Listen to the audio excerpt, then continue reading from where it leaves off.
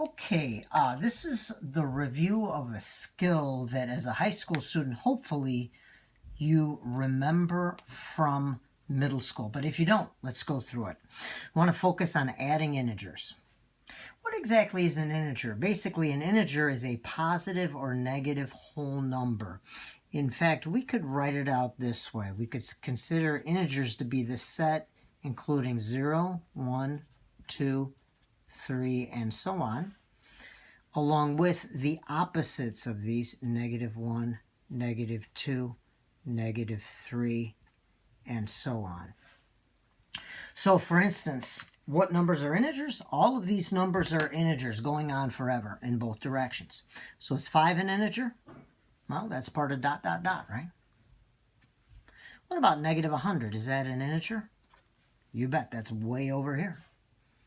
Okay, what about the fraction of half? Is that an integer? Well, that would be between 0 and 1. It's not an integer. What about 2.3? Is that an integer? Well, that'd be between 2 and 3. That's not an integer either. Okay. Few facts about integers we want to keep in mind. The sign of an integer.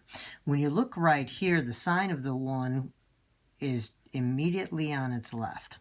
What about 3? Well, you could put a plus sign here you learned in your math, and so the sign of 3 is also immediately on its left, and essentially the sign of an integer is on its left.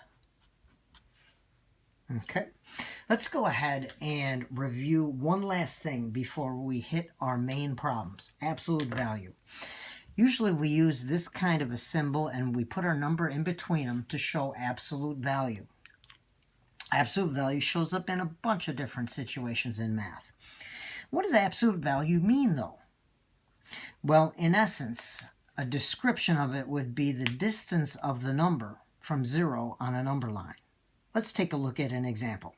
Suppose somebody asks for the absolute value of -2 here on the lower left. Well, -2 is right here, so I'm going to put a dot there. How far is that from 0? Well, hopefully you said 2. Now be careful, whenever you count the distance from 0, or the distance between any 2 points here, you got to count spaces. Here we have 1 space, 2 spaces. So from -2 to 0 is 1, 2. Always count spaces. That fact was probably emphasized in geometry for you. Let's take a look at this next one. Absolute value of 3. What would that be? Well, here's 3 on our number line, and count spaces to 0. 1, 2, 3. The absolute value of 3 is 3. Okay, I want you to do these last two on your own, so pause the video. All right, let's go ahead and take a look at these last ones. Absolute value of 0. Well, here we go. There's 0. And so how far are we from 0? Well, 0 spaces. So that'd be 0. How about pi?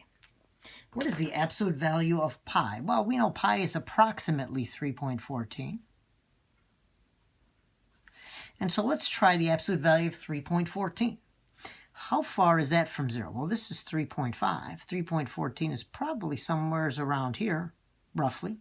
How far are we from 0? Well, it's 1 space, 2 spaces, 3 spaces, plus 14/100ths of a space. So this ends up just being 3.14, or basically pi. Notice one thing. Whenever you're doing absolute value, your answer that you get is not negative. It could be 0 or positive, but it'll never be negative. All right, now that we've got that set, let's take a look at adding integers. Let's take a look at an example. And why don't we start here with this? What we've got right here is going to end up being 5 plus a -7. Now, a few things right here. What's the deal with the parentheses? Well, I don't need to have the parentheses here. However, the only reason I have them here is to separate the plus and the minus sign and to make it clear that we are adding a negative number here to this positive number. So basically the parentheses separate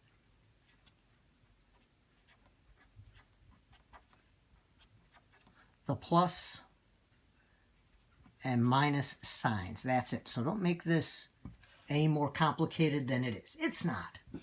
All right, let's go ahead and review the steps. What we do anytime that we're adding these together, and this is the traditional method for now, is to check if the signs of the integers are same or different.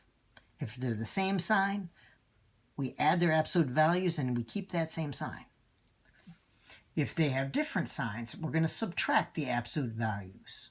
Always the greater minus the smaller, and keep the sign of the number with the greater absolute value.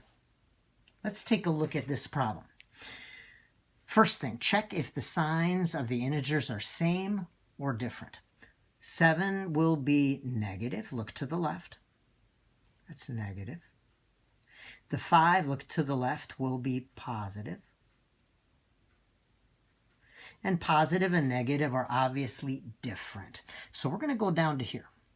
What does it say? It says subtract the absolute values.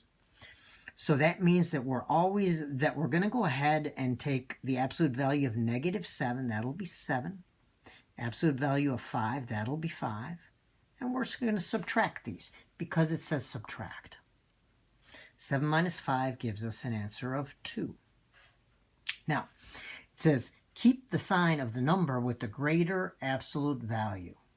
What had the bigger absolute value? Well, 7 had a greater absolute value than 5. The -7 did.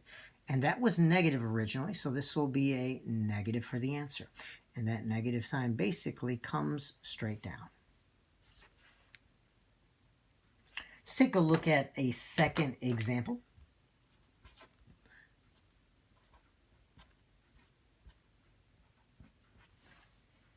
Here we have -2 plus -4.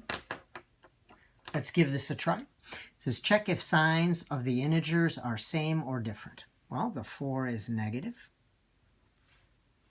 The 2 is negative as well. And these are the same.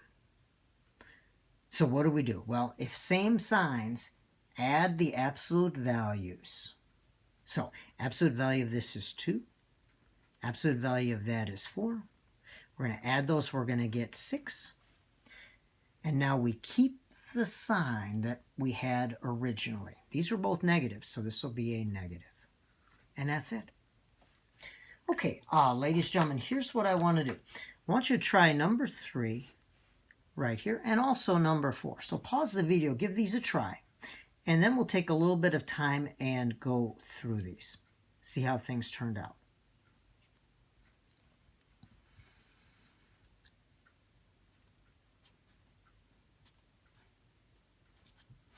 So give these a try. Okay, let's take a look at number 3. For number 3, hopefully you got an answer of -3. Let's see how that worked. First thing, are the signs same or different? You got to always do that first. Check that. Well, this is negative, and the 1 is positive. Now, sometimes a student may say, Mr. Rudelman, this is a plus sign.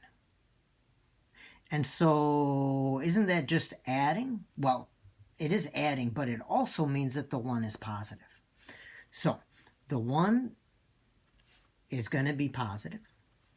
The 4 is negative, and these are different. So, with different, right down here, we're going to subtract. Absolute value is 4. Absolute value is 1. Remember, absolute value is always going to be not negative. And because we're subtracting 4 minus 1 gives us a 3. Last part. It says, keep the sign of the number with the greater absolute value.